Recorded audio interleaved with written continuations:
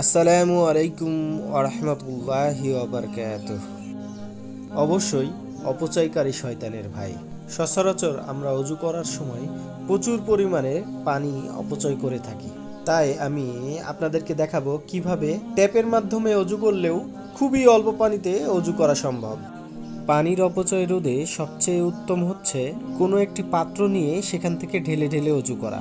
যেহেতু বর্তমানে প্রত্যেকটা মসজিদেই অজুখানায় ট্যাপ ব্যবহার করা হয়, তাই আমি আপনাদেরকে ট্যাপের মাধ্যমে অজু করলে কিভাবে খুবই অল্প পানিতে অজু করা সম্ভব সেটা দেখাবো। প্রথমে আমাদের যেটা করতে হবে, ট্যাপের স্পিড কমিয়ে রাখতে হবে যেন পানির ফ্লো কম থাকে। খুবই ভালোভাবে আমরা হাতের কবজি পর্যন্ত ধুয়ে নিব। কবজি পর্যন্ত খুবই ভালোভাবে ধোয়ার পর আমরা এখানে আমাদেরকে লক্ষ্য রাখতে হবে দুই হাত কিভাবে কাজে লাগাবো। বাম হাত ট্যাপকে নিয়ন্ত্রণ করবে এবং ডান হাত থেকে পানি নিয়ে আমরা কুলি করব এবং ট্যাপটাকে বন্ধ করে দেব। তারপর আবার ট্যাপটা চালু করব এবং পানি নিব, পানি নিয়ে কুলি করব। দেন করার সময় ট্যাপটা আবার বন্ধ থাকবে। আমরা কন্টিনিউয়াসলি ট্যাপটা অন করে রাখবো না।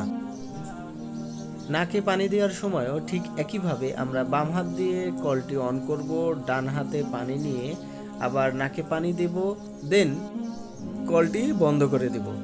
এভাবে আমরা প্রত্যেকবার অজু করার সময় কলটি বন্ধ রাখব এবং পর্যাপ্ত পরিমাণে পানি নিব।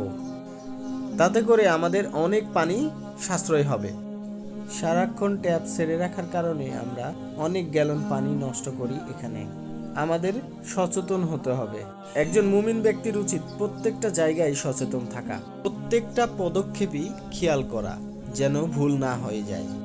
অজুর মাধ্যমে আমরা পবিত্রতা অর্জন করি এবং প্রত্যেকটা অঙ্গ প্রত্যঙ্গগুলো ধৌত করার কারণে আমাদের গুনাহগুলো ঝরে যায়। তাই অজু করতে করতেই আমাদের কোনো গুনাহ না হয়ে যায় সেদিকে খেয়াল রাখা উচিত। মহান আল্লাহ তাআলা আমাদের সবাইকে সঠিকভাবে অজু করার তৌফিক দান করুক এবং পানির অপচয় না করে অজু করার তৌফিক দান করুক। ভিডিওটি ভালো লেগে থাকলে আপনাদের পরিবার ও বন্ধু বান্ধবের কাছে ভিডিওটি শেয়ার করবেন। পানির অপচয় রোধে সহায়তা করবেন।